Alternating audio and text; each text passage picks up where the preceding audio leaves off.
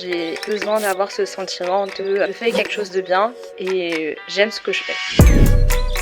On forme des gens qui vont réussir à transformer le matériel végétal en ingrédients.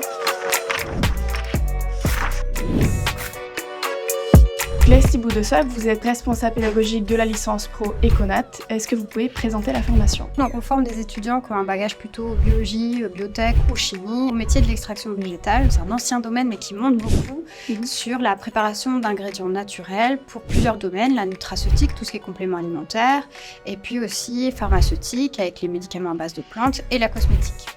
Donc il y a toute une partie des enseignements de début d'année qui sont sur la sensibilisation à la naturalité, au réglementaire, à tous les labels qu'on peut mettre en place pour aller chercher une plante. Pour ne pas abîmer la biodiversité, il faut aussi la chercher de façon correcte. On les sensibilise à comment on met en place une filière, comment on respecte les savoir-faire ancestraux aussi, est-ce qu'on rémunère les populations correctement. Il y a tout ce qui est fair trade, fair for life, etc. Tout ça, ils ont cette sensibilisation dans une lieu qui est dédiée, qui s'appelle Naturalité.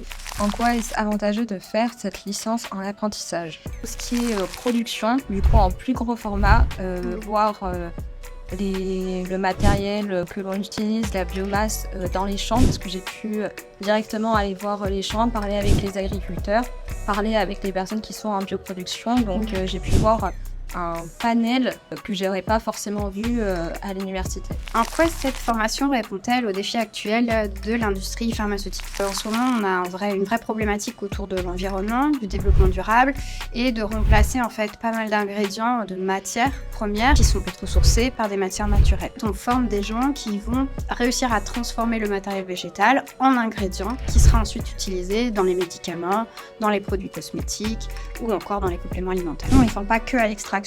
On les forme à l'éco-conception et l'éco-extraction, c'est-à-dire qu'à toutes ces nouvelles technologies éco-compatibles, éco-responsables, utilisées pour diminuer un maximum l'impact environnemental. Donc c'est aussi des domaines qui des fois sont encore à un niveau de recherche. Ça peut être des nouveaux solvants, des nouveaux procédés pour apporter de l'innovation et c'est des domaines qui ne sont pas forcément très installés. Les sujets qu'on a, c'est toujours en partenariat avec un industriel. Soit ça peut être un vrai problématique de R&D et là on a 2 projets avec 2 partenaires différents. Les 2 sont de la valorisation de coproduits. Plutôt que jeter ce qui me reste, qu'est-ce que je peux en faire? Et ça, c'est intéressant. Et donc, les étudiants, ils sont encore plus motivés s'ils peuvent en tirer quelque chose et peut-être contribuer au développement de nouveaux produits. Y a-t-il un sujet auquel tu aimerais sensibiliser les futurs étudiants? C'est quand même assez difficile de trouver ce que je voulais faire dans l'avenir. Je suis passée par plusieurs chemins. J'ai affronté mes peurs. Je suis très fière du coup parce que j'ai fait plusieurs études. Là, effectivement, je me sens épanouie et je me vois dans l'avenir travailler dans cette filière. J'ai besoin d'avoir ce sentiment de je fais quelque chose de bien